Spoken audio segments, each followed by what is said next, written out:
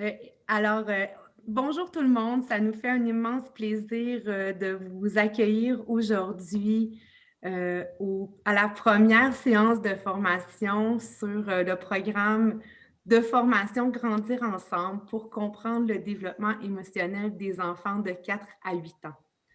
Ce programme, évidemment, est un programme qui est innovateur, qui n'existait pas et qui est aussi le fruit d'une longue réflexion et d'un long partage, je dirais, entre ma collègue Sarah et moi-même, Valérie Fortin, et Madame Eva de Gostoni.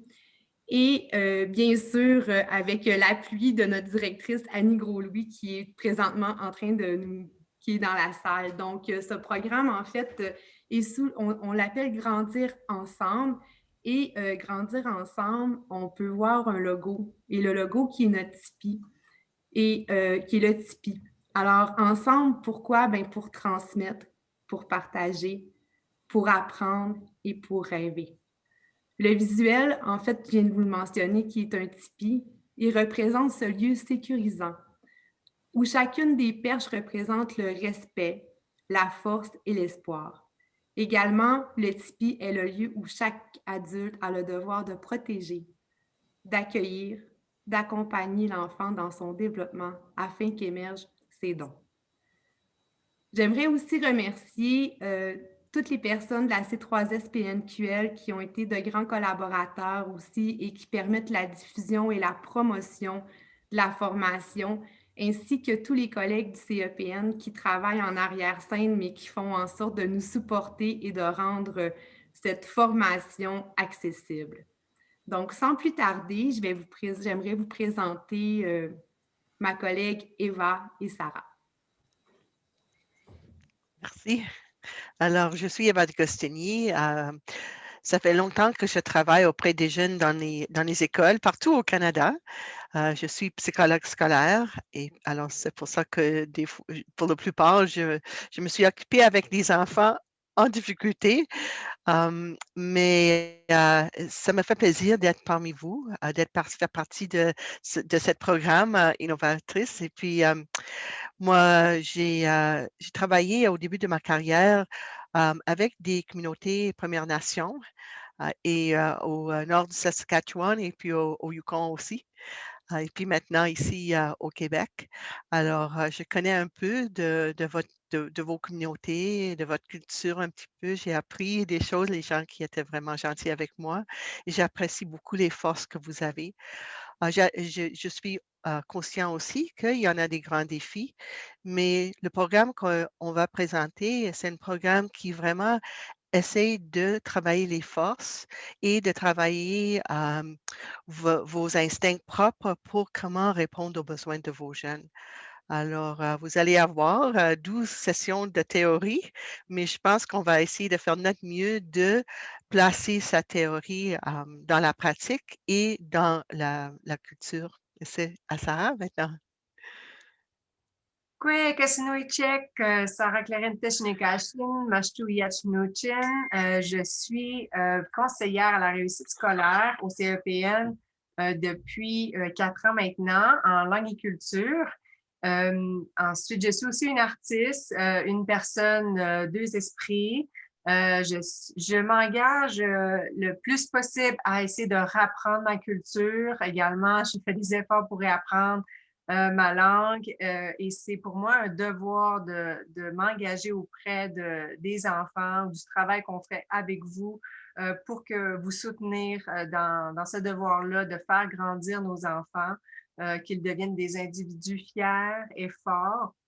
Je voudrais souligner également pour la version française de notre formation la présence importante de l'aînée Mary Coon qui va nous soutenir, nous conseiller, nous rassurer. Donc, on la voit ici comme panéliste. Elle parlera peut-être à la fin. C'est important pour nous de s'entourer de gens qui ont cette sagesse-là. Donc, merci Mary Coon d'être parmi nous et elle participera davantage aux sessions de partage qui aura lieu la semaine prochaine, jeudi, même heure. Merci, Sarah. Donc, je vais afficher mon PowerPoint.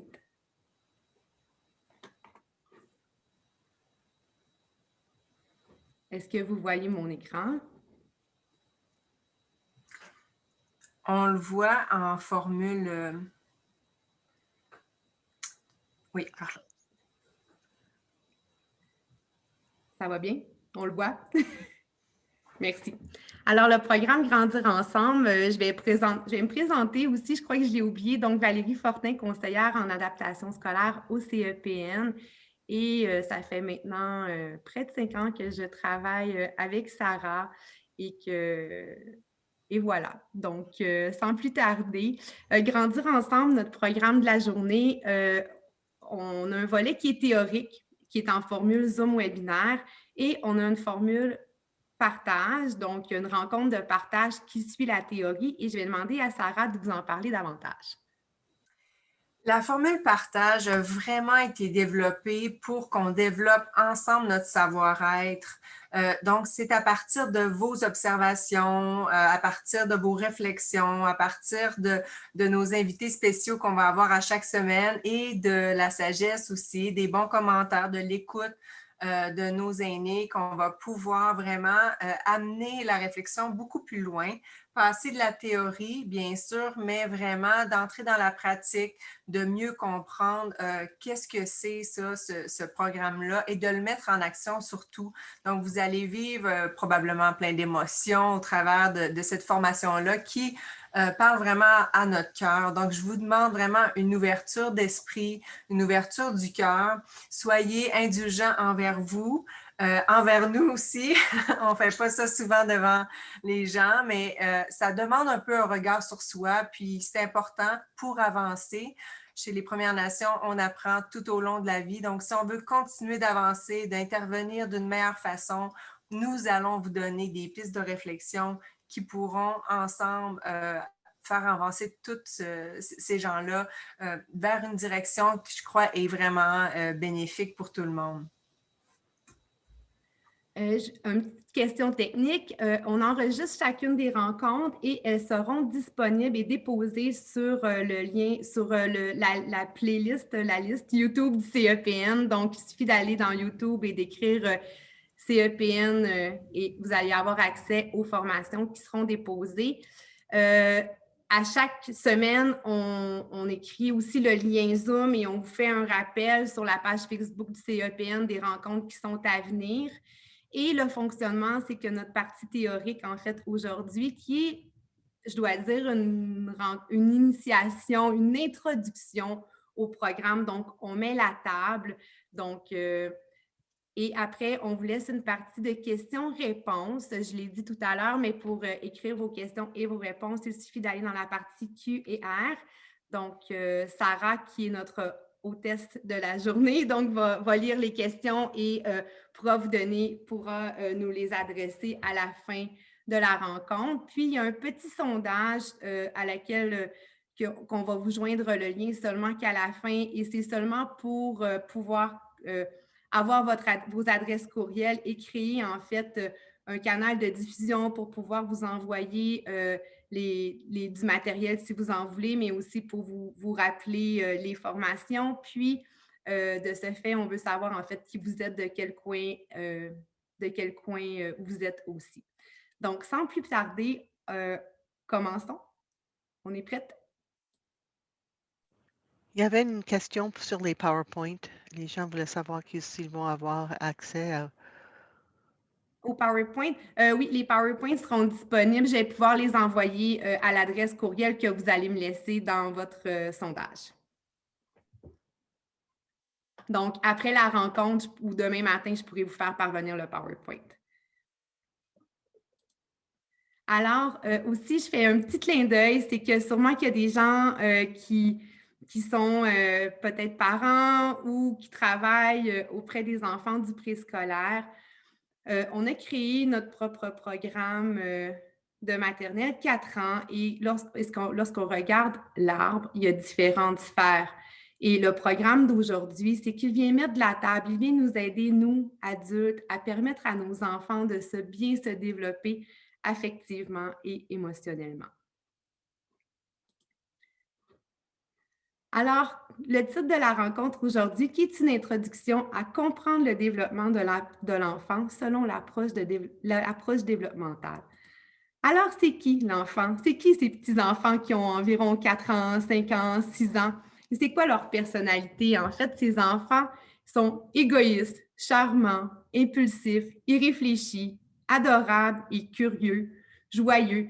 En fait, ils sont tout ça à la fois et c'est ce qui fait leur beauté, en fait. Et il ne faut pas oublier que c'est leur immaturité, ce n'est pas une erreur. On voudrait des fois qu'ils soient parfaits, qu'ils soient comme un adulte, qu'ils soient réfléchis, mais c'est cette beauté des enfants, de ces enfants-là, qui c'est normal. Et ce n'est pas une erreur, c'est leur immaturité. Ça fait partie du développement. Et souvenons-nous, c'est important de se souvenir qu'on a tous passé par là aussi. Le secret pour élever un enfant, c'est pas d'avoir toutes les réponses, mais plutôt d'être la réponse à l'enfant. Et qu'est-ce qu'on voit sur cette belle image? Et on voit Sarah, en fait, si vous la reconnaissez, qui n'a pas toutes les réponses à cet enfant dans le moment présent, mais qui est la réponse. Elle est l'adulte qui est sécurisante pour l'enfant et qui lui permet, comme vous voyez, de vivre un beau moment. Donc, devenir le meilleur atout d'un enfant requiert une compréhension exhaustive de ce qu'il est. Elle a pris le temps, elle a observé cette petite fille avant et en étant cet adulte, elle lui a permis de l'accueillir comme elle était et de lui faire vivre ce beau moment. Donc, il s'agit de la manière dont les enfants peuvent atteindre leur plein potentiel. Donc, en étant l'adulte, et c'est ce qui est très important tout au long de notre rencontre et des formations, c'est que notre désir, c'est de pouvoir, en tant qu'adulte, amener nos enfants à atteindre leur plein potentiel. Les adultes doivent travailler pour que les jeunes enfants puissent se reposer, jouer et grandir. Donc, c'est le rôle des adultes dans leur posture d'amener les enfants à se reposer. Et dès qu'ils auront atteint ce repos, vont pouvoir jouer et grandir. Et se reposer, c'est dans la sécurité. Maintenant, je vais passer la parole à ma collègue Sarah qui va vous parler, qui a un message à livrer. Oui, en fait, si vous l'avez reconnu, peut-être, c'est Charles Appie Bellefleur et je voudrais vous raconter un peu l'histoire de Charles Appie avec un petit clin d'œil sur l'enseignement chez les Premières Nations. C'est la journée où cette photo a été prise. Charles Appie est venu, nous a fait l'honneur de venir jouer du tambour. Très peu de joueurs de tambour inuits encore sont encore capables de le faire et ont eu les enseignements de le faire, donc un très grand honneur. Donc, il est venu cette journée-là et j'en ai profité pour vouloir l'interroger sur comment nos ancêtres, comment nos aînés enseignaient aux enfants. Donc, une très importante question que je croyais qu'il allait pouvoir me répondre en quelques heures. Alors, on a commencé à enregistrer et il a commencé à me répondre dans sa langue que je ne connais pas. Donc, je l'ai laissé aller. Je me dis, je vais trouver un traducteur à un moment donné. Au bout de 2 heures, ma caméra a manqué de batterie. Alors là, il me regarde, il me dit que la prochaine fois que je lui pose une question, il fallait que j'arrive préparée. Parce qu'en fait, il était seulement rendu à m'expliquer l'enseignement de l'enfant, mais il était rendu à l'adolescent garçon. Donc, il y avait encore probablement quelques heures pour finir le rôle chez le garçon et une autre journée pour parler des enseignements faits aux jeunes filles. Donc, ma caméra a manqué de batterie, mais lui, il ne manquait pas de réponse. Et c'est là que j'ai compris que l'enseignement pour nos ancêtres, pour nos aînés, c'était quelque chose de sacré, c'était quelque chose qu'ils savaient extrêmement bien faire. Ils savaient bien le faire et c'était très complexe parce qu'ils étaient constamment en relation. Et d'ailleurs, on connaît l'expression très connue, ça prend une communauté pour élever un enfant. Alors, je me suis vraiment posé la question, qu'est-ce qu'on veut dire par là? Alors, on veut dire, selon moi, mon humble compréhension, c'était une responsabilité. une responsabilité partagée par la communauté, la famille élargie, les oncles, les tantes, les grands-parents. Donc, ce devoir-là était un devoir important, sacré, et on respectait ces relations-là, ces liens-là, parce que c'était à partir de cette relation-là qu'on était capable d'accompagner l'enfant dans son développement. Également, on ne brusquait pas les enfants, hein? On les observait. Donc, on apprenait par l'exemple, l'expérience et l'observation. Donc, on savait exactement où était rendu cet enfant-là dans son développement. Est-ce qu'il était prêt à recevoir cet enseignement-là? D'ailleurs, plusieurs cérémonies, comme les premiers pas, par exemple, ce n'était pas nécessairement à 2 ans exactement à sa fête. Je crois que c'était beaucoup plus quand l'enfant était prêt et faisait ce chemin-là, il commençait à sortir de la tente par lui-même. Donc, il y avait un nouveau rôle, un nouveau monde qui s'offrait à lui. Donc, j'aime le voir de cette façon-là parce que le rôle de nos relations était extrêmement important. Et c'est ça qu'on doit aussi retrouver aujourd'hui, prendre conscience et continuer de nourrir. Également, ça nous permettait d'écouter. Pourquoi les aînés étaient de bons enseignants, ils étaient de bons observateurs, mais également, il y avait énormément d'expérience. Très souvent, lorsque j'ai été consulter des aînés pour avoir des réponses à mes questions ou recevoir des enseignements, ils ne me donnaient pas tout cuit dans le bec, comme on dit, mais en fait, ils essayaient de comprendre où j'étais rendue et ils allaient me donner seulement qu'est-ce que j'avais besoin pour continuer. Donc, je trouve que c'est vraiment une façon intéressante de le concevoir. Je voudrais également dire que un gros merci à nos alliés, les Allochtones qui ont ce devoir-là, qui se joignent à nos communautés d'enseignants pour faire avancer nos enfants, les amener dans leur développement.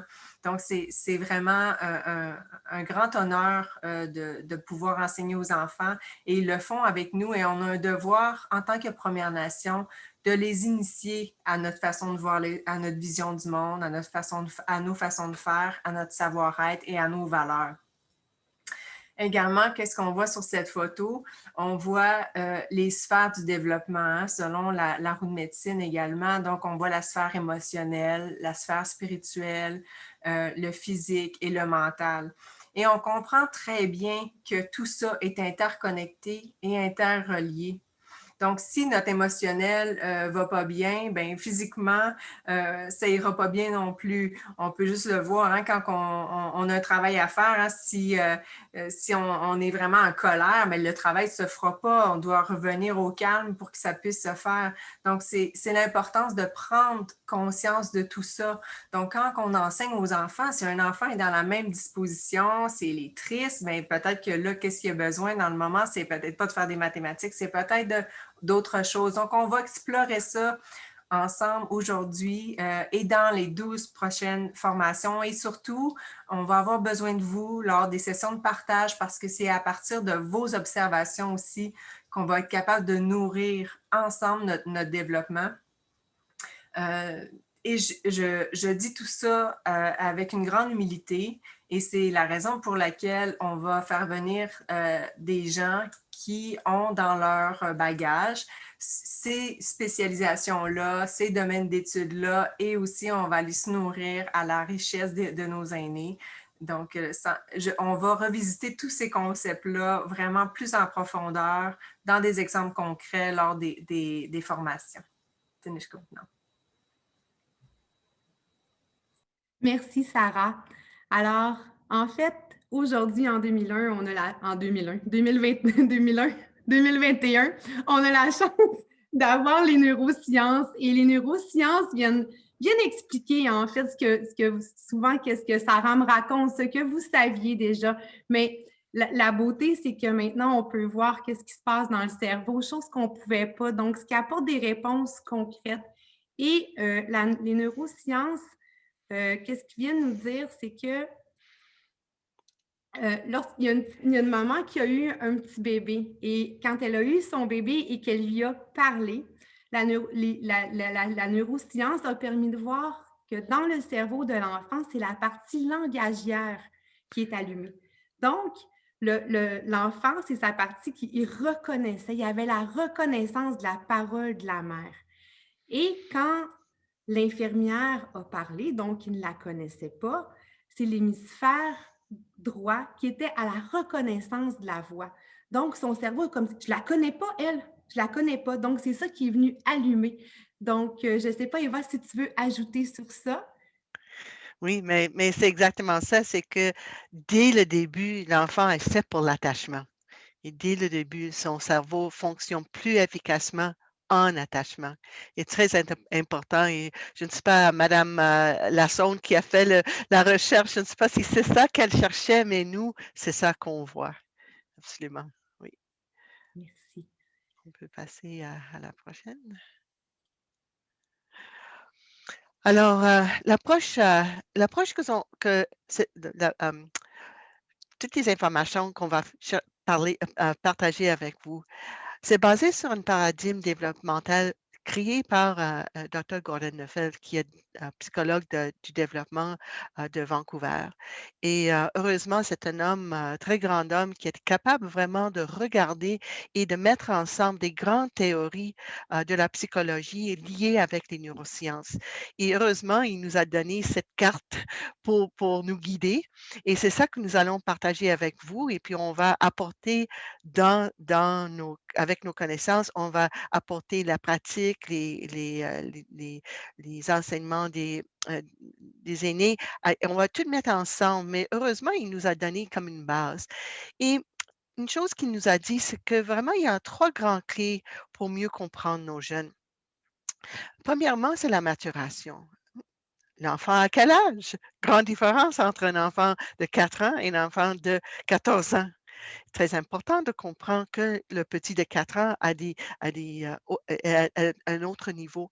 Et alors, on va vous présenter des principes de maturation pour bien comprendre c'est quoi ça. Qu'est-ce qui est intéressant, c'est que pour développer, il faut être douce, il faut avoir une douceur, une ouverture, mais ça nous rend vulnérables. C'est pas facile de tolérer cet état de vulnérabilité toute seule. Alors, c'est pour ça que l'attachement est à la base. Alors, quelques principes de maturation, c'est un processus qui se dévoile selon un plan. On voit nos enfants, c'est très clair que le bébé est complètement différent le jeune ado qui est là. On le voit physiquement, mais le plan est là sur plein de niveaux. Moi, j'aime bien les plantes et, et particulièrement les tomates. Parce que qu'est-ce que les plantes nous disent et qu'est-ce qu'on doit appliquer aux êtres humains aussi, c'est qu'il faut faire attention parce que le développement ne peut pas être précipité, ni pratiqué, ni poussé. Ça ne veut pas dire qu'on ne peut pas guider nos jeunes, mais à un certain moment, ils vont être comme les tomates, des fleurs jaunes et pointues. Pas rond, pas rouge du tout comme le fruit, mais un bon jardinier prend le temps, est heureux de voir les fleurs jaunes et pointues, ne s'inquiète pas du tout qu'ils ne soient pas rouges et ronds parce qu'on sait à un certain moment, ça va arriver. Quand j'ai présenté cette approche au commissaire d'une commission scolaire au Québec, il y avait un monsieur j'ai dit, mais ça va prendre 80 jours. Mais un monsieur qui dit, excusez-moi, madame, c'est pas 80 jours, c'est 90. Mais j'ai dit, on ne peut pas y arriver à 85. Oh non, madame, non, non, non. Il faut attendre si on veut une bonne. Ah, ce monsieur-là, il est vraiment comprendre c'est quoi la maturation. Il faut avoir beaucoup de patience. Il est spontané, mais pas inévitable, parce qu'on connaît des gens qui sont d'un certain âge, mais on est très immature. Et ça peut être bloqué. On va parler de ça.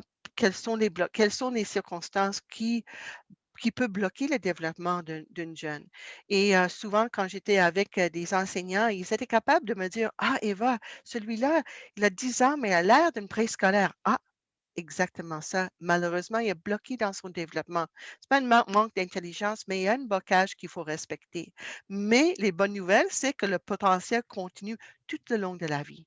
Si on est capable de minimiser ce blocage-là, l'enfant et même l'adulte va continuer à développer. Et une autre chose, il faut faire un peu attention parce que quand on est pédagogue, on est dans les écoles, on veut essayer, des fois, on pense que, mais si je pourrais aider cet enfant à faire telle et telle chose, peut-être ça va lui aider beaucoup. Mais s'il y a un prix à payer si un aspect est favorisé au détriment de tout. Parce que les plantes sont complexes, mais les êtres humains sont vraiment encore plus complexes. Juste un autre exemple de plante. Moi, j'avais une géranium qui voulait vraiment pas pousser des fleurs pour moi. Et puis, j'ai reçu comme cadeau une très belle plante avec plein de fleurs qui venaient d'une fleuriste. Je suis partie pendant 4 jours. J'ai oublié de demander à quelqu'un d'arroser mes plantes. Quand je suis de retour, le géranium a continué et puis était correct et puis même un petit fleur est apparu, mais parce que le géranium, pendant tout l'été, a poussé des racines pour supporter les fleurs. Alors, quand je suis partie, il n'y avait pas de l'eau qui était là-dedans. Il était capable d'aller chercher un peu de c'est pas de nourriture, eh ouais, chercher un peu de qu'est-ce qu'il fallait à cause de des belles racines. Mais l'autre plante, une autre plante, oups, ça c'est la vraie plante que j'ai reçue parce que le fleuriste a donné d'engrais pour pousser des fleurs, mais il n'a pas poussé beaucoup de racines. Alors, il n'était pas capable d'aller chercher quelque chose pour nourrir. Alors, c'est ça avec nos jeunes aussi. C'est magnifique si un petit 3 ans est capable de lire. Mais il y a plein d'autres choses qui doivent se développer. Alors, il faut faire attention de ne pas mettre l'emphase sur une chose au détriment des autres.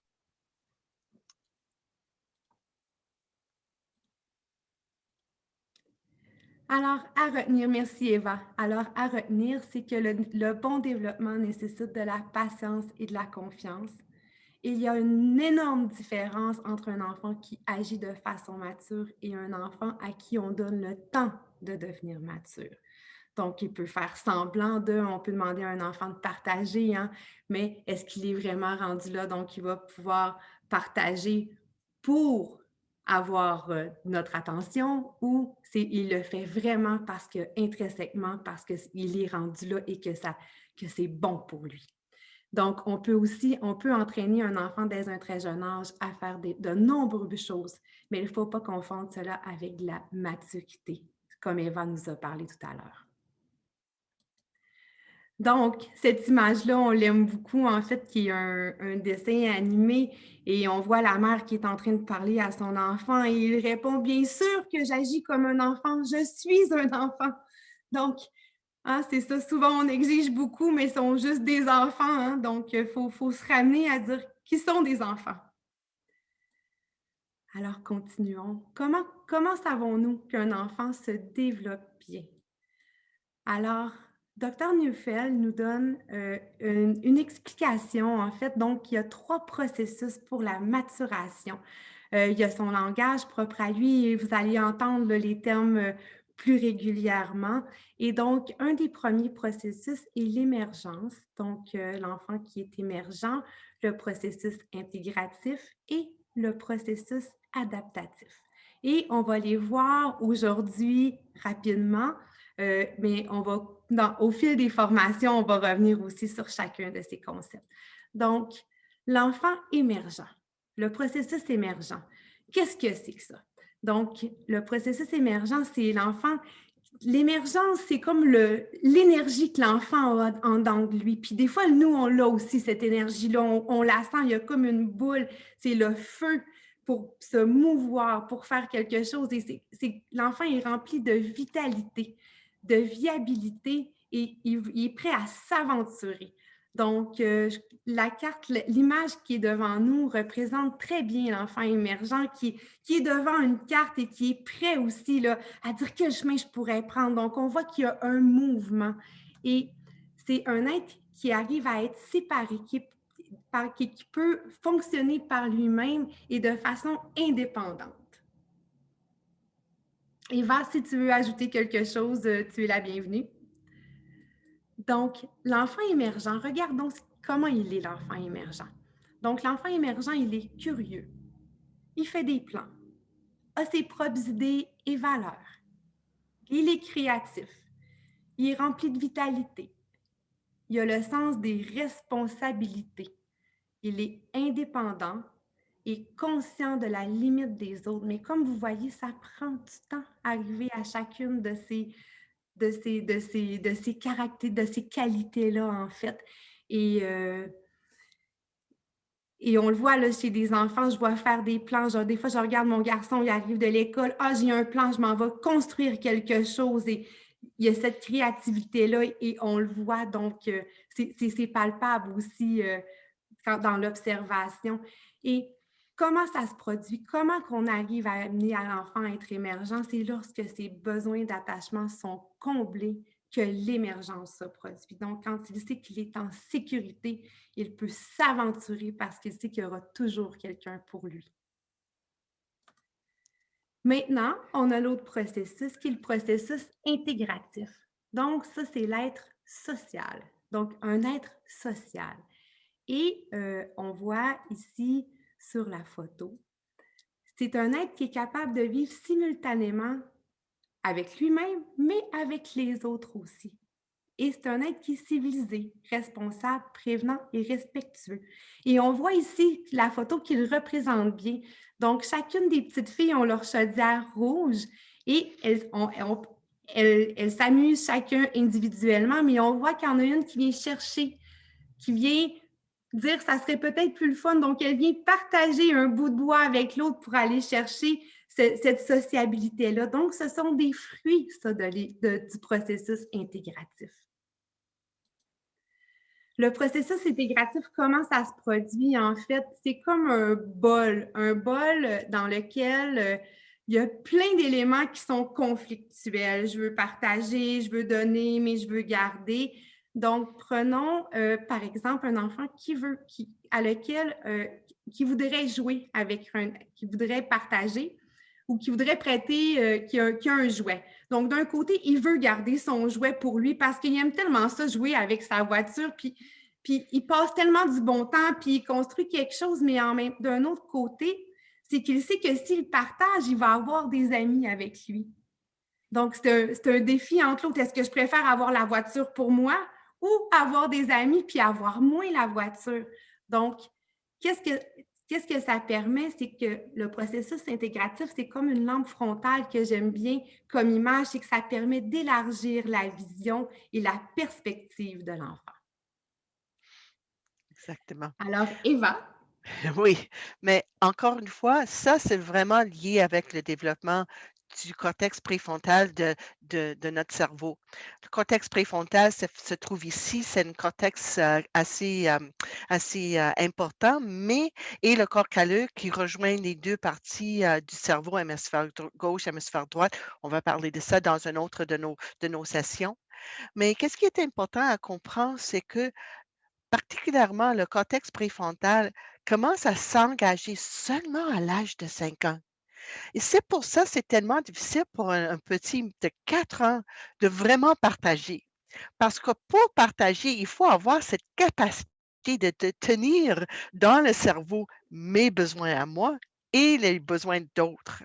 Et, et c'est ça, c'est une grande difficulté. Les petits de 4 ans, quand ils partagent souvent, ils donnent quelque chose à l'autre dont ils n'ont plus besoin. Regarde, madame, je partage, mais pas envie de garder ça. Mais à la fin de la maternelle 5 ans, souvent, et les enseignants à qui on a expliqué ça disent, oh, c'est pas vraiment, moi, je peux les encourager à partager, mais le vrai partage, ça vient d'eux autres, oui. OK. Puis il retourne dans la classe et puis il dit, Eva, j'ai observé le vrai partage. Je pense que le préfrontal a commencé à être engagé parce que le petit joue avec son camion et à un certain moment, l'autre vient pour demander le partage. Et puis le petit, au lieu de réagir et dire un non, arrête un petit moment. Et dans le moment d'arrêt, maintenant, le cerveau comment son travail? Est-ce que je garde le camion? Est-ce que je le partage? Euh, et à un certain moment, le jeune est capable de dire, oui, ça fait bien avoir des amis, alors je vais partager, mais ça vient de lui. Et vraiment, honnêtement, avant l'âge de 5 ans, c'est très difficile pour le cerveau de faire ça. Et le cerveau continue à développer. C'est la même chose avec les émotions. Un enfant de 4 ans, comme les enfants, oui, on trouve souvent qu'un enfant de 4 ans, on planifie un petit fête pour lui. Au début de la fête, c'est la meilleure journée de sa vie. À la fin de la fête, c'est la pire journée de sa vie. À ce moment-là, il peut vivre une émotion à la fois. Mais disons vers 6 ans, il est capable de dire: «Mais maman, je sais que c'était bien au début, c'est juste» alors il peut avoir les pensées conflictuelles, les émotions conflictuelles. Qu'est-ce qui est important? Comprendre que toute cette capacité de penser aux autres et de garder mes propres idées, ça développe jusqu'au mi-vingtaine. Ça fait longtemps de vraiment y arriver, d'être vraiment quelqu'un qui est capable toujours de penser à moi et à l'autre. Alors ça c'est un grand défi, il faut avoir beaucoup de patience avec ça.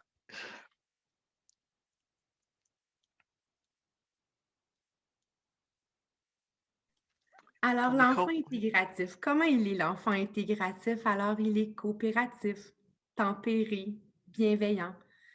Il a de l'autocontrôle, il est patient et juste, courageux et de la perspective, hein, comme la lampe frontale, il y a un autre horizon qui s'ouvre. Et le cerveau, en fait, il se développe mieux dans un contexte d'attachement. Alors, pour arriver à amener l'enfant à bien se développer, comme disait Eva, c'est justement en étant dans l'attachement avec une personne avec qui compte, qui compte pour lui. Maintenant, on a un autre processus très important qui est le processus adaptatif. Et le processus adaptatif, c'est le processus dans lequel on vit une déception, que l'enfant va vivre une déception et qui va avoir la capacité à rebondir. Mais pour arriver à rebondir, il doit avoir les larmes. Donc, si on prend par exemple un enfant qui voudrait jouer avec un autre enfant, puis malheureusement, on peut pas toujours vouloir jouer avec la personne avec qui on veut, puis surtout dans ces temps-ci, hein, tout est de plus en plus difficile. Donc, quand l'enfant qui veut jouer avec son ami mais qui peut pas, il faut qu'il apprenne à vivre sa déception et ressentir sa tristesse et aller aux larmes pour avoir la capacité de rebondir. Et ça, c'est tellement sain et naturel puisque dans la vie, il va apprendre qu'on ne peut pas toujours avoir accès, on ne peut pas toujours faire ce qu'on veut et qu'il y a des obstacles, mais il va développer sa capacité de résilience. C'est à travers ce processus qu'il va devenir un être résilient. Et je dirais qu'on est tous présentement très sollicités à notre processus adaptatif, hein, depuis le mois de mars dernier. Même si on veut, quand on est dans des régions différentes, si on veut aller voir, par exemple, nos parents, il y a des obstacles, on ne peut pas. Et même si on a ce désir-là, bien, on doit sentir cette déception-là pour pouvoir, et cette tristesse, puis j'en connais, moi, des gens qui ont pleuré parce que, justement, ils souhaitaient aller voir leurs parents parce qu'ils s'ennuient, des enfants qui ont le goût d'être auprès de leurs grands-parents parce que c'est si précieux. Euh, Heureusement, on développe d'autres moyens, mais c'est à travers cette déception-là qu'on arrive à être résilient et à mieux s'adapter à la situation. Euh, donc, en fait, c'est être capable d'être transformé par les choses qu'on ne peut pas changer. Eva, est-ce que tu veux ajouter? Donc, le processus adaptatif, qu'est-ce que ça prend? Mais ça prend un cœur tendre et un endroit sécuritaire pour pleurer. Moi, quand je ne vais pas bien, généralement, j'appelle quelqu'un. Je vais me confier, mais avec une personne que je sais qui est là pour moi, qui ne va pas me juger et qui va m'écouter dans qu'est-ce que j'ai à dire. Et voilà.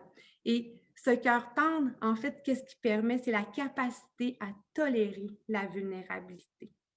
Et un endroit sécuritaire pour pleurer, c'est quelqu'un qui est là pour nous protéger dans notre vulnérabilité. Et l'image qui est présente nous le montre très bien.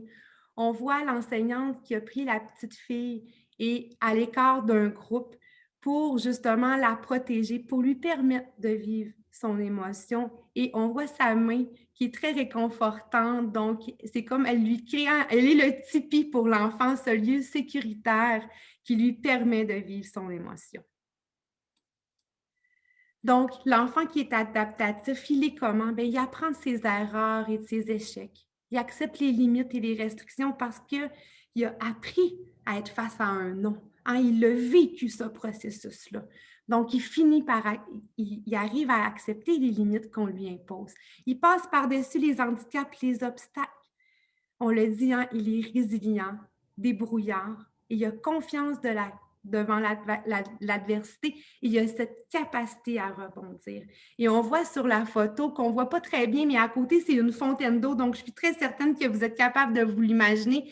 Et cet enfant, hein, qui pèse il y a environ 4 ans, il n'est même pas assez haut pour avoir accès à la fontaine, donc il pèse sur le bouton, puis il a vraiment soif, puis il ne comprend pas, mais je suis certaine que dans son visage, on a pu voir cette déception. Il est allé dans sa déception de est-ce que je vais pouvoir en avoir de l'eau? Et à partir de ce moment-là, il a pu trouver une solution. Il a fait preuve de débrouillardise pour être capable de voir comment je vais subvenir à mon besoin.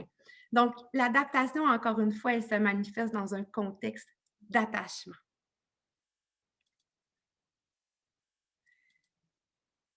L'arbre.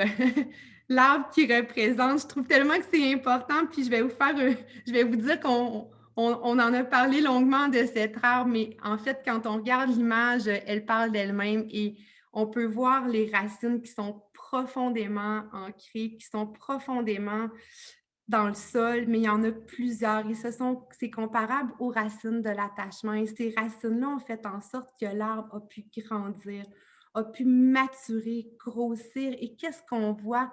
Bien, on voit des pommes, il y en a plusieurs, donc il y a des fruits.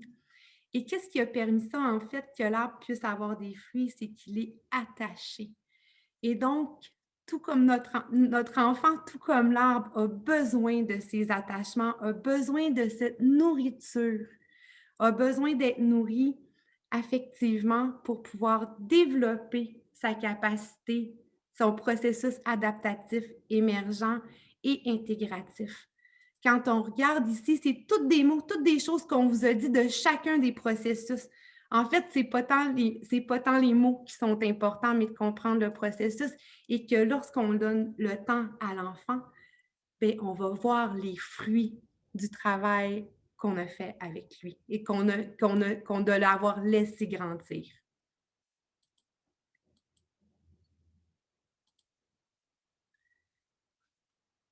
Alors maintenant, un autre des processus, c'est la vulnérabilité.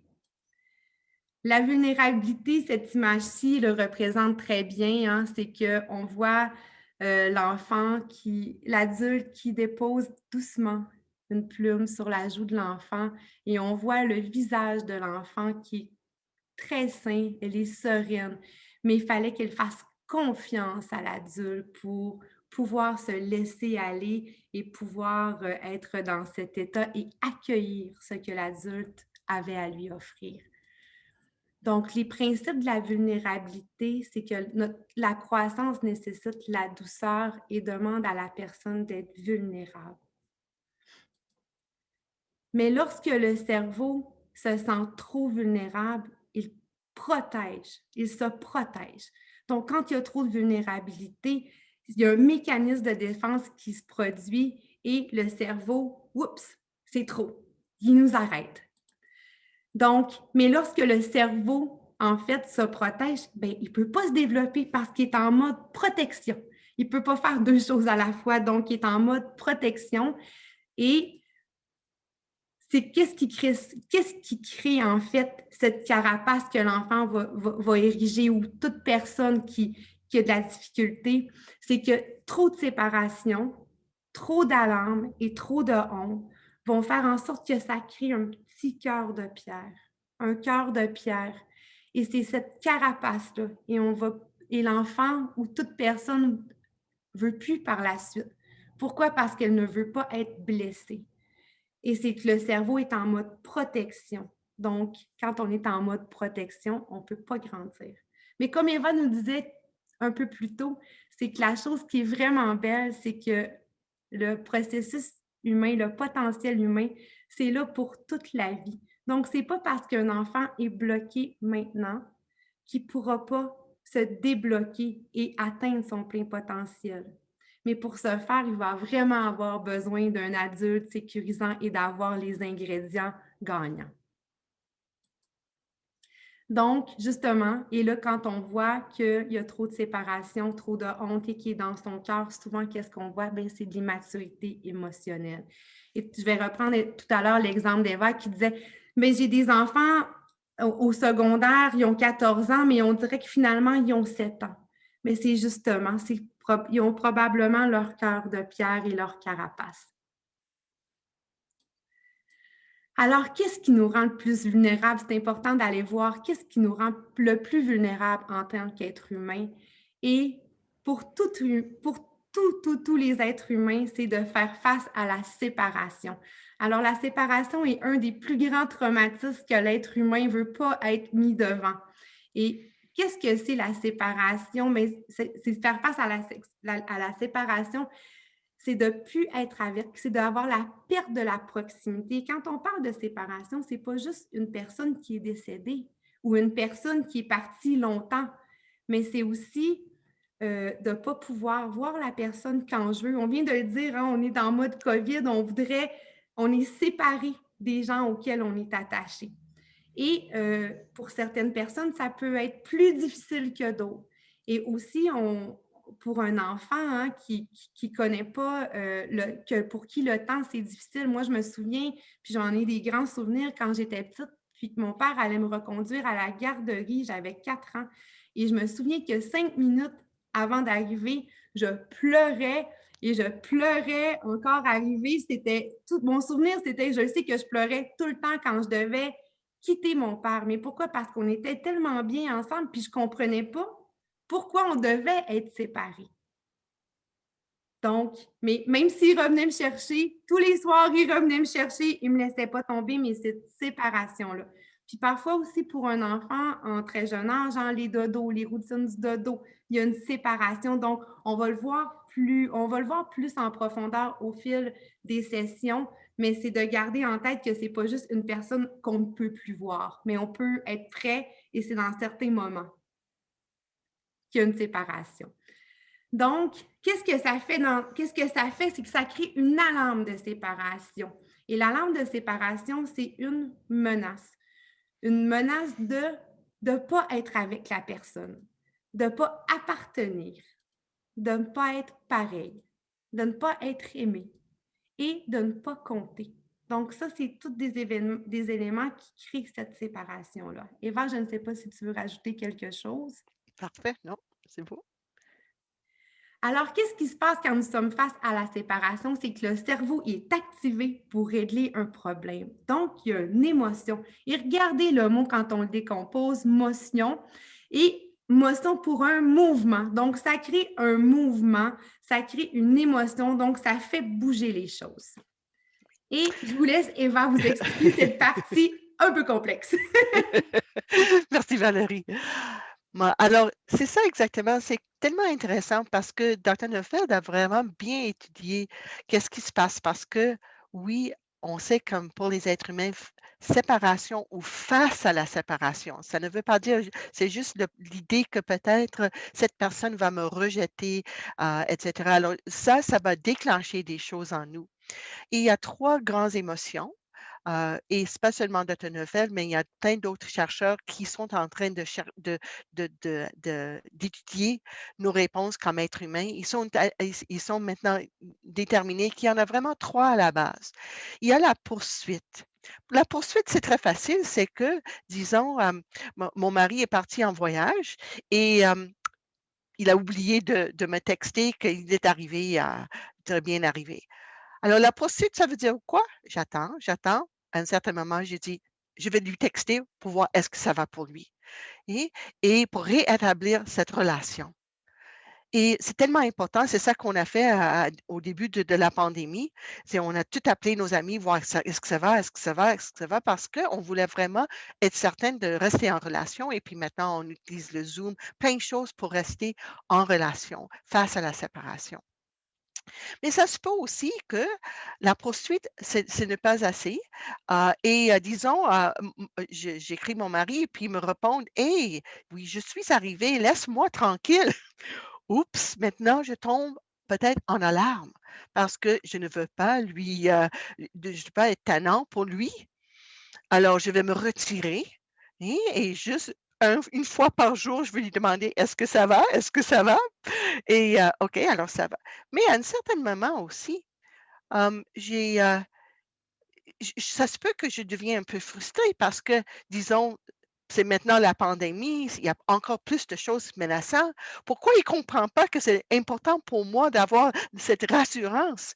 Alors, les trois émotions sont là. Et puis, avec la frustration, j'aurais, disons, le- l'énergie de lui dire, mais je comprends que c'est difficile pour toi, mais j'ai tellement, j'ai tellement peur qu'il y a quelque chose. Pourrais-tu m'écrire 2 fois par jour? Alors, je suis en train d'effectuer un changement. OK, la prochaine, diapo.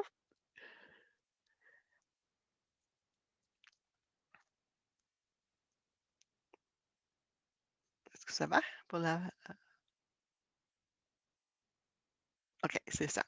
Mais qu'est-ce qui est important à ne pas oublier, c'est que ces émotions sont intenses et généralement vécues une à la fois.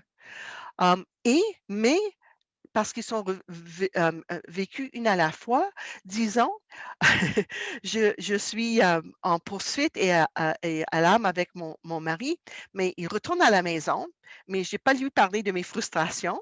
Il arrive à la maison, j'ai dans ma tête: «Ah, j'aurais tellement envie de lui de lui donner un grand câlin et de lui dire comment je suis contente qu'il est en forme» et cetera. Mais le moment qu'il entre à la porte, j'ai dit: «Hey, salut! Pourquoi tu m'as pas parlé?» Pourquoi je crie? Parce que non, c'est parce que la frustration était déplacée par les autres. Des fois, les parents me demandent: «Mais je suis allée chercher mon petit à la garderie, il vient me chercher, il donne un grand câlin, il me mord. Pourquoi?» Parce que pour l'enfant, la poursuite et l'alarme a déplacé la frustration, mais le moment que la relation a été refaite, maintenant la frustration sort. C'est complètement normal comme nous êtres humains et ça nous aide beaucoup à comprendre qu'est-ce qui se passe en nous. Prochaine diapo. Juste pour vous dire, je ne veux pas mettre trop de temps là-dessus, mais juste pour dire que des fois, on vit une séparation difficile où on n'est pas capable, avec les 3 grandes émotions, de régler un problème de séparation. Mais le cerveau essaye toujours de faire quelque chose pour régler le problème. Qu'est-ce qui est intéressant ici, c'est que, et particulièrement si vous avez 2, 3 enfants à la maison, vous allez avoir un qui est plus dans la poursuite, essaie toujours de plaire, ou essaye toujours de faire qu'est-ce qu'il faut faire, d'avoir beaucoup d'attention, de réussir, de gagner. Des fois aussi parce que la poursuite, ça veut dire je veux avoir une relation avec quelqu'un, mais ça se peut passer aussi à une relation avec des choses. Alors amasser et posséder, c'est un signe qu'une personne a vécu trop de séparation, besoin d'attachement. L'attachement est aller vers des choses au lieu de aller vers des gens. Ça se peut un autre. Moi, j'ai 2 enfants. Mon fils était plus celui d'alarme, l'anxiété, agitation, obsession, compulsion et essayer de gérer cet sentiment d'alarme sans vraiment, essayer de vraiment avoir la possibilité de régler ça. Mais ça se peut aussi que la frustration, ça va sortir par des crises, l'hostilité. Ma fille était plutôt une enfant de frustration, elle avait beaucoup de crises et même ça se peut que auto-attaque. Alors, juste pour vous dire que on a des enfants, on a des jeunes, on connaît des gens qui sont pris là-dedans. Souvent, on appelle des choses comme ça des problèmes de santé mentale. Mais qu'est-ce qui est tellement intéressant, c'est que si on comprend qu'à la base, c'est face à la séparation, c'est pas tellement difficile à régler le problème. Prochaine diapo. Parce que, encore une fois, avec les plantes, quand une fleur ne fleurit pas, vous réparez l'environnement dans lequel elle pousse, pas la fleur. Alors, on va voir des comportements difficiles chez nos jeunes, mais notre réaction va toujours essayer de créer un environnement d'attachement et sécurité pour nos jeunes, pour les aider, et puis on va voir une diminution de certains comportements. Alors, encore, on revient maintenant à notre troisième clé, qui est l'attachement.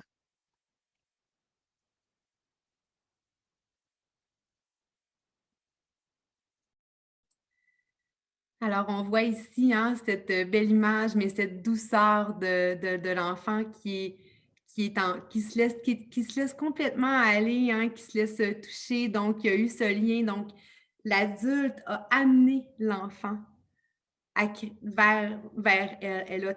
Elle a travaillé, hein, on la voit, et c'est Sarah. Et parce que je connais, parce que j'étais présente, mais je le vois au départ, l'enfant la connaissait pas et ils ont eu ce jeu. Je les ai vus jouer. Sarah l'a embarqué, elle l'a regardé, elle a pris le temps de lui dire tu existes, tu es là pour moi, je te vois. Donc, on peut voir maintenant cette proximité où l'enfant s'abandonne totalement à Sarah.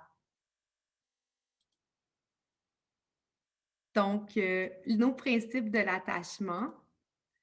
Alors, l'attachement est le besoin prééminent d'un jeune en développement. La maturation ne peut se produire que dans un contexte d'attachement avec un lien sécurisant. Et un lien d'attachement sécurisant, il prend soin, il prend l'aide dépendant en charge. Et là, ça ne veut pas dire qu'il ne faut pas mettre de limites à nos enfants. Au contraire, dire un non et être l'adulte qui sait qu'est-ce qui est bon pour nos enfants. Donc, c'est être un adulte qui prend soin c'est offrir des limites. Et je vais vous donner un exemple de ça, c'est que je me souviens, mon garçon, étant un peu plus jeune, il faisait du karaté, puis un soir, il est arrivé de l'école et il était tellement fatigué, il pleurnichait, il se comprenait plus, il avait probablement eu beaucoup de frustration d'accumuler dans sa journée et je me disais, mais non, ça n'a pas de bon sens, il doit se reposer. Donc, étant l'adulte, j'étais la réponse. Moi, je savais qu'est-ce qui était bon pour lui, mais lui, il ne pouvait pas le savoir. Donc, j'ai dit, Vincent, tu vas rester à la maison ce soir. Moi, je suis l'adulte, je suis ta mère, je t'aime et moi, je sais qu'est-ce qui est bon pour toi. Évidemment, il a été confronté à un non, même s'il voulait y aller. Donc, il est allé dans ses larmes, il est allé dans son processus adaptatif, puis il a pleuré pour finalement trouver le calme. Et le lendemain matin, quand il s'est réveillé, j'ai été étonnée hein, de voir, puis il est venu me voir, puis il dit « Maman, je me sens tellement bien, ça m'a tellement fait du bien de dormir. » Et voilà, des fois, en tant qu'adulte, hein, on veut dire « Oui, oui, oui, oui, oui », sans dire le non parce qu'on ne veut pas vivre les larmes, parce que ça fait mal aussi, ça nous fait mal au cœur de dire « Oh non, je ne vais pas l'envoyer à son karaté, puis il aurait aimé ça. » Mais dans le fond de moi, dans mon instinct, je le savais qu'est-ce qui était mieux pour lui et c'était de dormir. Donc, quand on dit que ça prend du temps, des fois, on ne récolte pas les fruits immédiatement, mais déjà le lendemain, quand il s'est réveillé, oups, il a compris. Et donc, c'est ça aussi à travers l'attachement, c'est pas de dire on est juste là, puis on dit oui, puis mais non, c'est on met des limites. Puis il y a même des études qui ont prouvé aussi qu'ils ont interrogé des jeunes adultes qui avaient environ 19 ans, et la question était qu'est-ce que tu aurais aimé avoir pendant que tu étais plus jeune? Et ils ont répondu, j'aurais aimé que mes parents me donnent des limites. Alors, ceux qui n'avaient pas eu de limites, qui avaient eu un grand laisser-faire, auraient aimé avoir ce cadre. Pourquoi? Parce que c'est sécurisant. Et l'autre partie, ils se disaient, moi, qu'est-ce que j'ai apprécié, c'est que mes parents mettent des limites. Donc, des fois, on leur refuse d'aller à une sortie, à un party, mais 5 ans plus tard, ils disent, mais j'étais tellement chanceux d'avoir un parent qui veillait sur moi puis qui m'a refusé l'accès à ce party-là parce que je savais que c'était pas bien. Donc, voilà. Eva, si tu veux renchérir. Non, mais c'est exactement ça, parce que ça sécurise l'enfant quand il sait qu'il y a quelqu'un qui prend soin de lui, tout de même qu'il n'est pas contente. Et à l'âge de 14 ans, on n'est pas contente avec nos parents, mais 5 ans plus tard. Alors ça, c'est très important de n'avoir peur, mais on dit, on le fait en bienveillance. Je dis un non, mais je comprends comment mon enfant va réagir, mais je suis très solide parce que l'enfant a besoin de quelqu'un de solide pour lui supporter. À toi, Eva. OK. Alors, c'est ça exactement. C'est que l'attachement organise d'une manière hiérarchique. Et c'est très important parce que même chez les adultes, avec mon mari, c'est, il y a une égalité, absolument. On est des adultes, mais égaux. Mais qu'est-ce qui fait un bon attachement? C'est que quand moi, j'ai besoin de lui, il prend soin de moi. Et alors, lui, il prend soin de moi. Et lui, quand il a besoin de moi, il me laisse prendre soin de lui. Et on le fait comme ça. Alors, et ça, c'est l'idéal. Chez les adultes, c'est comme ça que ça doit fonctionner. Mais pour un enfant doit nous laisser prendre soin de lui.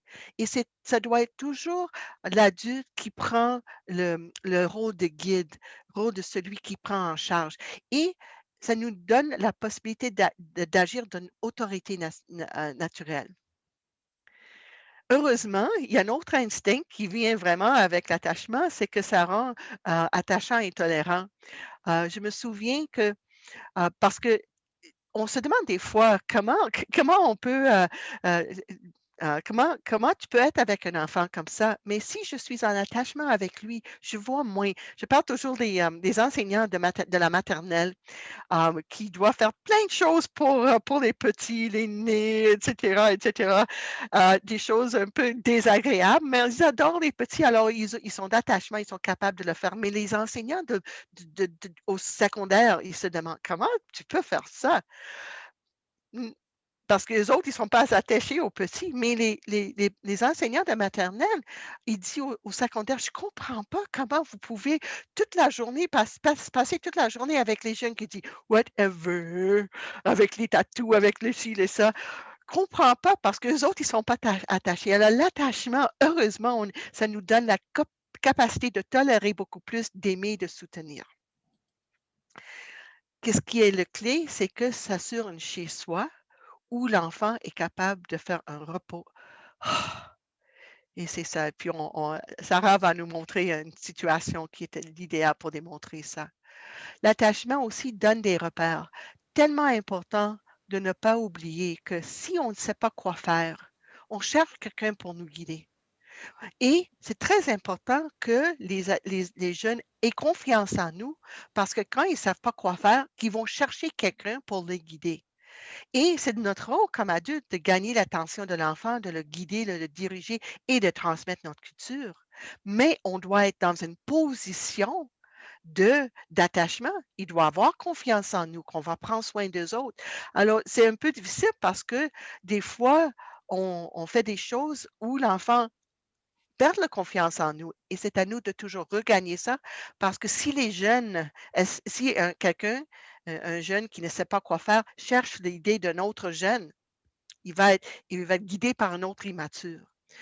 On veut être ensemble avec, alors gagner la proximité et la loyauté et on est aussi prête quand l'enfant est en attachement en nous, il va suivre nos consignes. Et ça, c'est naturel et normal. OK. Alors, ça, c'est le désir d'être bon. Prochaine diapo. Et c'est ça, tellement important. Comment pouvons-nous aider les enfants à rester attachés aux adultes qui sont là pour s'occuper d'eux? Ça prend une invitation chaleureuse. Et qu'est-ce qui est important, c'est que des fois, on essaye d'inviter l'enfant et l'enfant n'est pas tellement ouvert parce que malheureusement, il a vécu des choses difficiles, des perturbations. Alors, c'est à nous, on ne peut pas faire nécessairement grand-chose, qu'est-ce qui se passe à la maison, mais à l'école, il faut faire attention de ne pas empirer les choses pour l'enfant parce qu'on veut amener l'enfant à avoir un cœur doux. Et quand on voit qu'un enfant a un cœur doux, maintenant, il va dépendre de nous. Et Sarah, je pense que tu as une photo à nous démontrer. Oui, c'est cette belle journée où Charles Lappy est venu nous honorer de son chant et il a revu son petit-fils qui était avec sa fille qu'on voit à côté, qui était aux études à Kiona. Alors, il le revoyait, peut-être que ça faisait quelques semaines, quelques mois qu'il ne l'avait pas vu, mais là, au début, son petit-fils était un peu effarouché, il avait l'air même fâché, de dire « Hey, Mouchoum, tu m'as laissé, je ne t'ai pas vu durant quelques temps. » On voyait dans son visage plein d'émotions. « Attends, je t'ai donné mon cœur, puis tu es parti, tu étais important pour moi. » Charles le entourait, comme on voit aussi sur cette photo-là, il a pris le temps. À ce moment-là, plein de gens voulaient prendre des photos avec Charles Lappy, plein de gens, et il venait seulement de jouer, donc tout le monde voulait vraiment avoir un temps avec lui, regarder son tambour et tout ça, mais lui, il n'avait de yeux et de cœur que pour son petit-fils. Et il a pris du temps, il lui parlait très doucement, et c'est ça qu'on peut voir sur cette photo aussi. Et la prochaine est très révélatrice. On voit le petit garçon qui est comme un peu méfiant, qui a le regard un peu... il se questionne, pourquoi tu m'as laissé aussi longtemps, pourquoi je ne t'ai pas vu?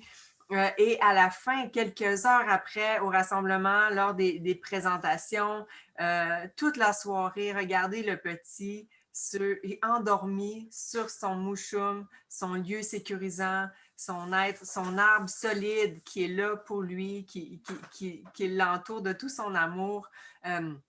Alors, Charles, il n'a pas dû lâcher son petit-fils jusqu'au moment où il a dû le quitter. Donc, quelques heures après, là, le petit garçon, il avait reconquéri son cœur. Il se rappelait de cette douceur, de temps que son mouchoum a dû prendre avec lui, à l'enseigner, à l'aimer, à être là pour lui. Donc, je trouve que c'est très révélateur du temps qu'on doit mettre aussi à conquérir le cœur des enfants, qui n'est pas tout le temps évident, mais qui vaut tellement la peine parce qu'après, on récolte tellement d'enfants émergents, créatifs et tout ça. Donc, on les voit se développer. Puis, si ce n'est pas un enfant qui est sécure, qu'est-ce qu'on voit? Je ne sais pas qu'est-ce qu'on voit, mais je pense qu'il était très heureux à la fin de retrouver son mouchoum sur cette photo. Puis, le mouchoum aussi était heureux de retrouver son petit-fils. Donc, c'est vraiment les émotions qu'on peut voir sur ce visage. Est-ce que j'ai raison, Eva? Oh, complètement, complètement. Au début, Valérie a dit c'est les adultes qui doivent travailler, faire le travail. Et c'est ça exactement que son grand-père a fait naturellement. Il a continué à juste travailler jusqu'à un moment que oui, maintenant, le jeune est entré en relation avec lui. Merci Sarah pour ce beau partage. Et en terminant, les enfants grandissent et maturent lorsque les adultes créent un jardin relationnel. Et à l'intérieur de nos enfants se trouve un plan de développement et nous sommes les jardiniers dont la nature a besoin. Et on voit sur cette belle image encore Sarah. Sarah, Sarah qui incarne vraiment ce jardin relationnel et qui, on le voit, hein, et on a les deux adultes et on a les deux enfants aussi qui sont à côté, qui se sentent bien parce que justement, il y a les deux adultes et je crois que l'image parle d'elle-même. Donc, donnons du temps à nos enfants et juste avant de terminer et laisser la place aux questions, c'est qu'on a participé, Sarah et moi, on avait créé une classe qui s'appelle la classe Osasun, qui était un nid avec des enfants qui étaient beaucoup, qui avaient besoin de nurturing, de maturation et qui avaient besoin d'avoir un environnement dans lequel ils allaient pouvoir bien grandir et justement, cette classe, les enseignantes étaient comme ils étaient les jardiniers, on était comprendre qu'est-ce qui se passait à l'intérieur des enfants et on a créé ce tipi, hein, cet endroit sécurisant. Et on a vu des merveilles qui se sont produites. Donc, des enfants qui ne parlaient pas, qui, au final, ont pris un tambour et ont chanté. Donc, c'était des fruits qu'on a récoltés, des enfants qui se sauvaient généralement et qui finalement restaient dans la classe.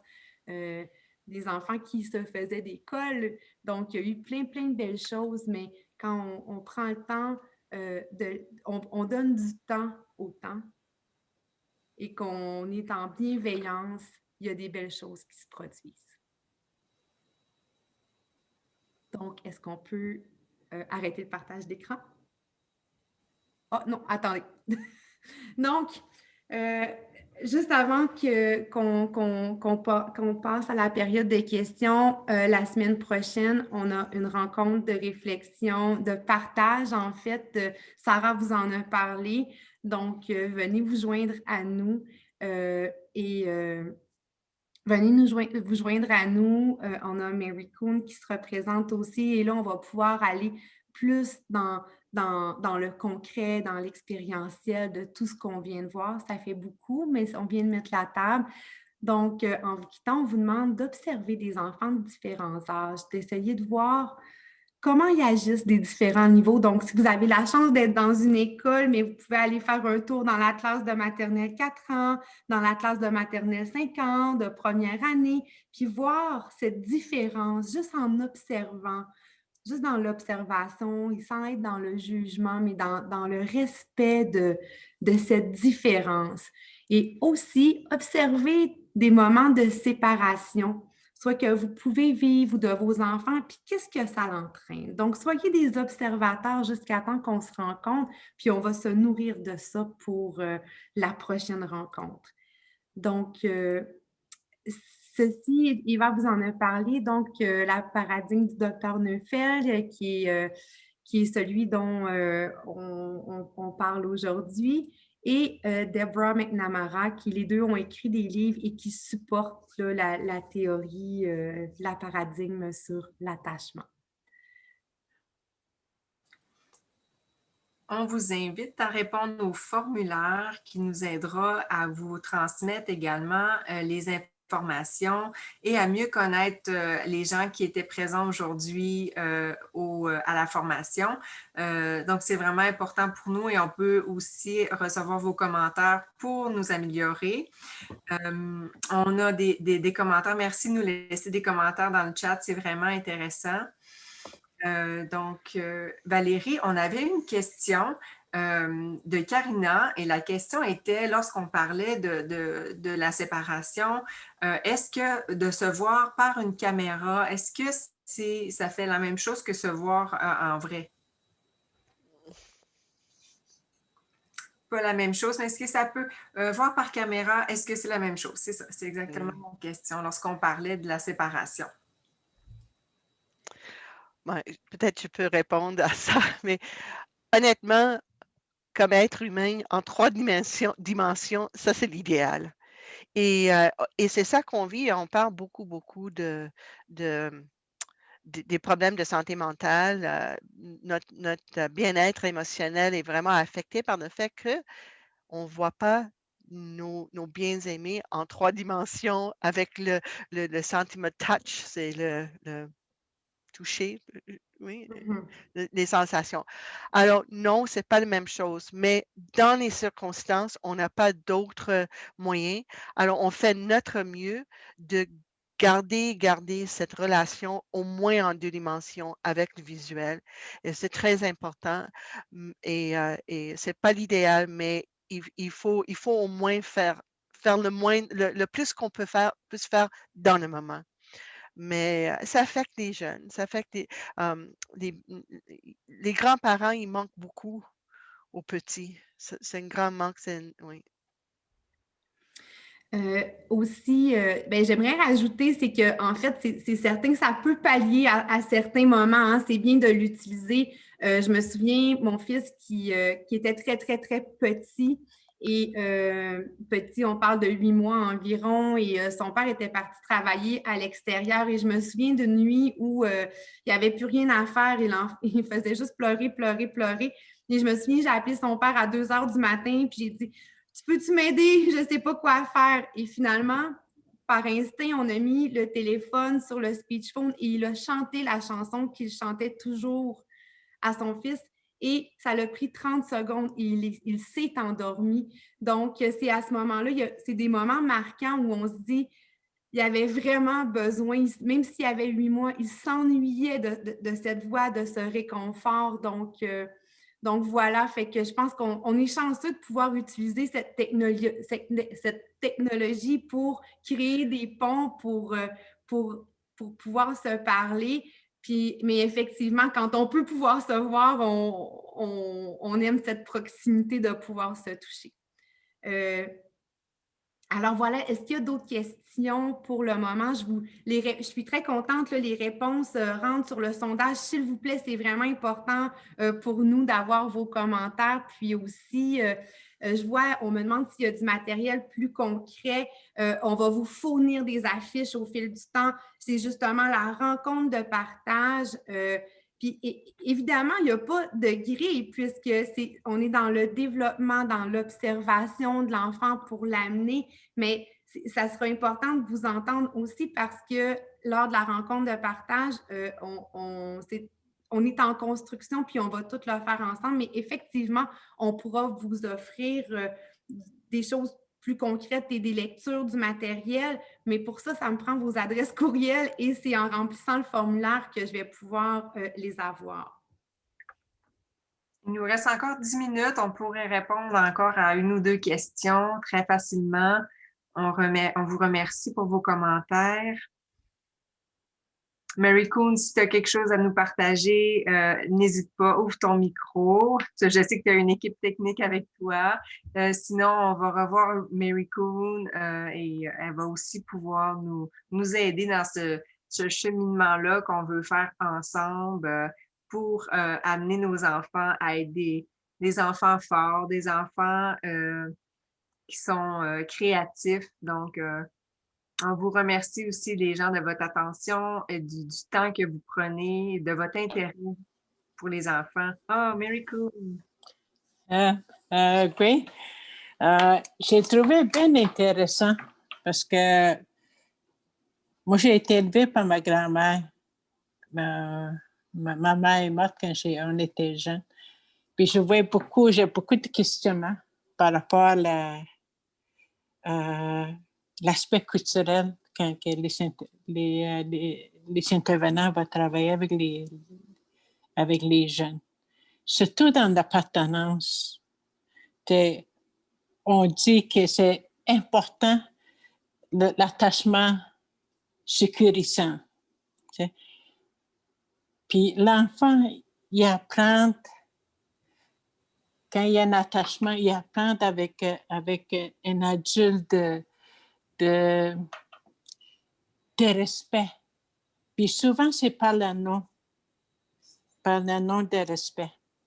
Comme Doucis, ma tante, Némis, ma grand-sœur, Nistès, ma grand-frère, tout ça.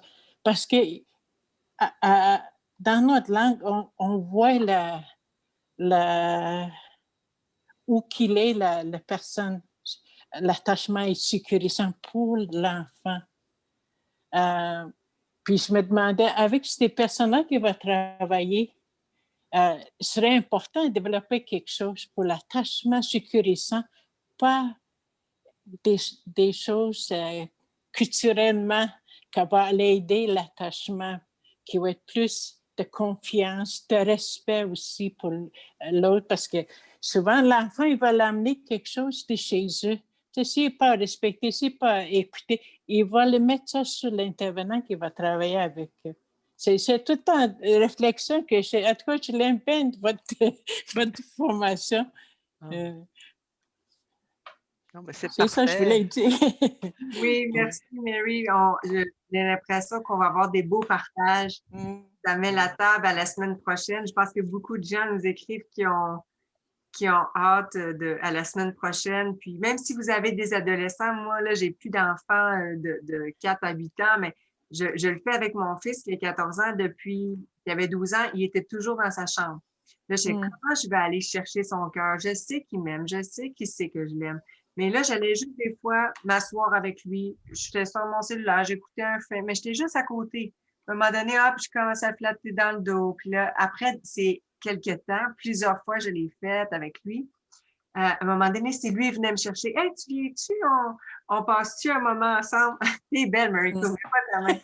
Je vais fermer. OK. C'est correct, il nous reste juste 7 minutes. Tu peux montrer ton visage. C'est beau quand tu rigoles. Tout le monde, merci Mary Coon pour cette. Je suis vraiment content que tu sois là aussi. On est attaché à toi, Mary Coon.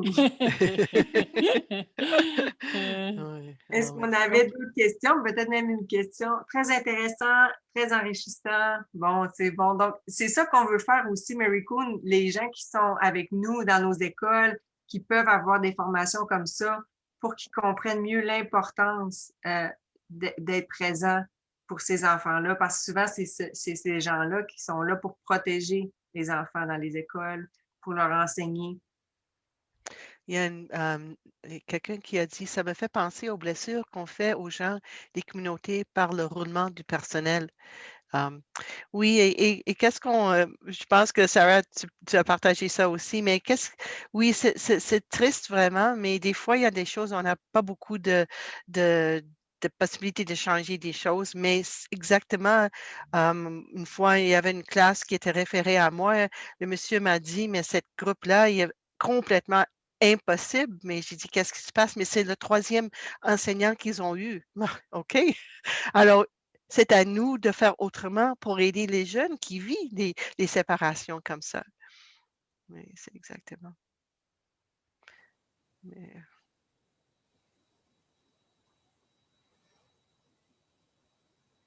Je veux seulement vous dire que le questionnaire, il y a juste 5 petites questions. Donc, j'ai 10 réponses. Si vous voulez, s'il vous plaît, allez sur le lien. Je ne sais pas si vous le voyez encore. Je vais le...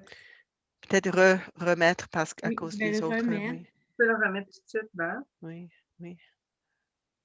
Et voilà, on a le temps pour une dernière question. Oui. Pour recevoir les diapos, pour recevoir des communications de notre part, tout de même que vous allez trouver toutes les informations sur le site, sur le Facebook, sur la page Facebook. Puis une autre chose aussi à vous dire, c'est que tout de même que c'est un programme de 12 sessions, avec les 12 sessions de partage, alors 24 sessions, on essaie aussi de créer chaque session. Alors, si par hasard, après 3 semaines, j'aimerais bien assister, mais je n'avais pas le temps de regarder les enregistrements, et puis on doit parler de ça aussi. Vous pouvez venir juste pour cette session-là. Pour le partage, on demande que soit vous assistez à la session ou vous écoutez l'enregistrement avant de venir au partage pour cet item-là. Mais vous pouvez juste venir pour 1 ou 2 selon votre capacité, parce qu'on sait avec la pandémie, tout le monde, il y a tellement de changements dans nos vies. Alors, chaque fois, je pense que ça va faire du sens, tout de même que le tout, c'est encore très intéressant, mais il y a toujours la possibilité. Et Valérie, où est-ce qu'ils vont trouver les enregistrements? Sur la liste YouTube du CEPN. Donc, si vous allez sur YouTube, vous allez pouvoir cliquer CEPN et vous allez avoir accès à toutes les formations. Donc, c'est là qu'on va pouvoir les déposer. Donc, dans quelques jours, d'après moi, demain, ça devrait être présent au plus tard lundi. Puis, il peut aussi partager les enregistrements avec d'autres personnes. Et je pense qu'on va mettre une PDF avec les diapos où on peut peut-être prendre des notes. On ne va pas partager le PowerPoint comme tel, mais peut-être qu'est-ce qu'on pourrait faire aussi, c'est de choisir, parce que quelques-uns des très belles images, et on fait comme un petit poster avec ça aussi, parce que notre vedette. Mais parce que les images, ils parlent tellement, tellement. Et le message qu'on veut partager. Alors, j'espère que ça va être suffisant. Et puis, peut-être s'il y a quelqu'un qui a vraiment besoin de quelques-uns de nos diapos, il pourrait peut-être communiquer avec Valérie, parce que ça prend une formation du contenu avant d'avoir la possibilité de partager le contenu, mais il y en a certaines parties qu'on pourrait partager avec vous. Alors, merci beaucoup pour votre présence. On vous attend la semaine prochaine et c'est tout. Partagez la formation, partagez-la à vos collègues pour qu'on soit davantage à connaître ce beau matériel-là, cette vision du monde-là, parce que je pense qu'on va tous pouvoir grandir ensemble pour nos enfants dans les communautés. Nyot, Volepchish, Miigwech. Merci beaucoup tout le monde. Merci Eva. Ça fait plaisir.